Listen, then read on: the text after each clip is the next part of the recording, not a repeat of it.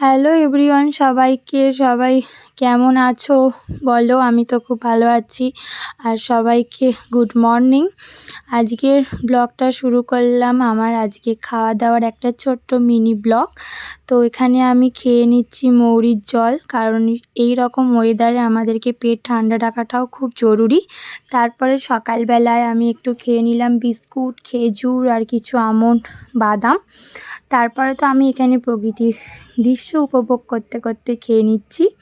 খাওয়া দাওয়ার পর মা টিফিনে করেছিল আমার ফেভারিট ইয়ামি চাউমিন। অনেক কষ্ট করে মাকে জোর জবরদস্তি করে বললাম, মা আজকে আমি চাউমিন খাবোই, করে দিতেই হবে। তারপরে আমাদের লাঞ্চে স্পেশাল ছিল রাইস অ্যান্ড চিকেন আর স্যালাড। তারপরে তো বিকালবেলা একটু ফ্রুট খেয়ে নিলাম। ফল টল খেয়ে বিকালবেলা একটুখানি বার হয়েছিলাম। কি ভাবছো আমি কোথায় যাচ্ছি? দাঁড়াও সব বলছি তোমাদের। তারপরে আমি এখানে টোটোতে উঠে পড়েছি। ফুরফুরে হাওয়া খেতে খেতে আমি আমার গন্তব্যস্থলে পৌঁছে যাচ্ছি। আসলে খুব বেশি দূর নয়, ফতেপুরেই যাচ্ছি। আমার একটুখানি দীপ্তির সাথে একটু দরকার ছিল, তাই এসেছিলাম।